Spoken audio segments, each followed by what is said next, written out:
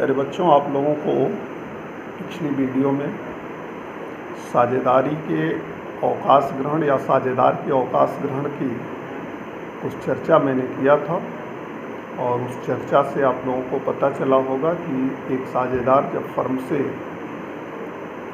जा रहा होता है या फर्म को छोड़ता है तो तमाम परिस्थितियां उत्पन्न होती हैं।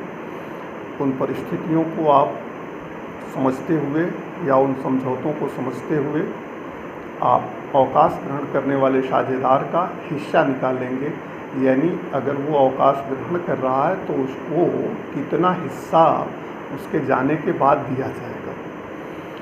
इसमें आप थोड़ा सा मेरी बात को ध्यान से समझ लीजिए कि क्या क्या उसे दिया जाएगा।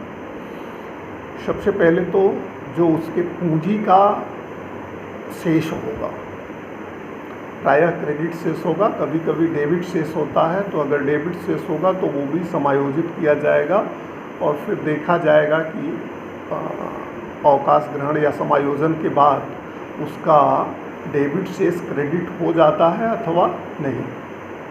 अगर नहीं होता है तो ऐसे साझेदार के अवकाश ग्रहण पर कुछ भी नहीं दिया जाएगा। हालांकि ये कहीं पे उल्लेख जल्दी नहीं होता है, लेकिन ये आप जान लीजिए कि अगर किसी साझेदार के पूंजी खाते का ऋणी शेष है और सारी समायोजनाओं के बाद भी उसका शेष ऋणी रहता है तो ऐसा साझेदार अवकाश ग्रहण करने पर कुछ भी नहीं पाता, अपितु उसे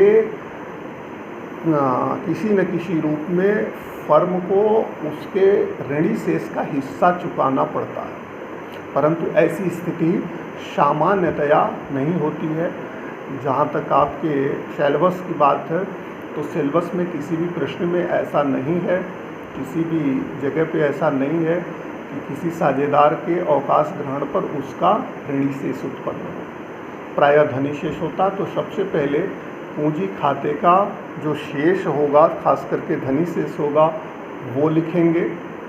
उसके बाद संपत्तियों और दायित्वों का पुनर्मूल्यांकन करेंगे। पुनर्मूल्यांकन पर जो भी लाभ या हानि होगी वो रिटायर्ड साझेदार के हिस्से को देंगे और साथ साथ जो बचे हुए साझेदार हैं उनमें भी इसको बांट दिया जाएगा।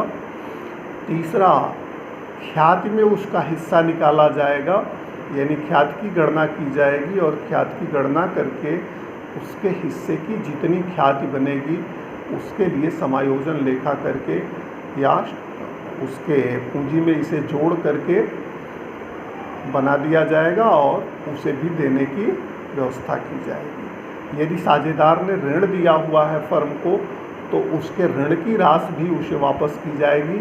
ऐसे ऋण की राशि को भी साझेदार के पूंजी खाते में जोड़ दिया जाता है और वो भी उसको दे दिया जाता है।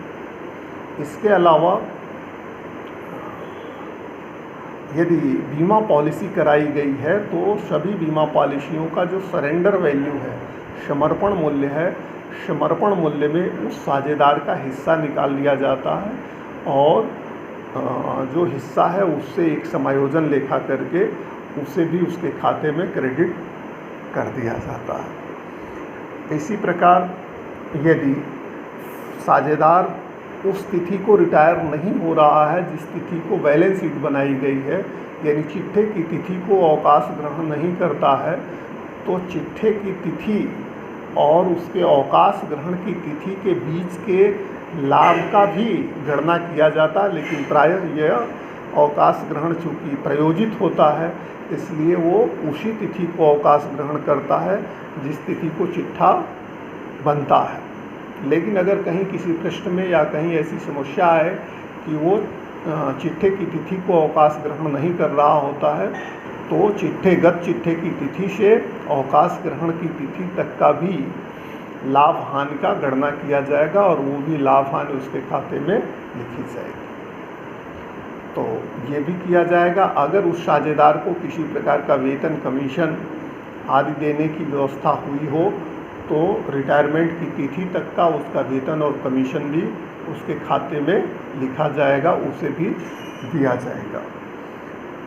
इसके अलावा अगर उस साझेदार ने आहरण किया है तो आहरण को घटाया जाएगा।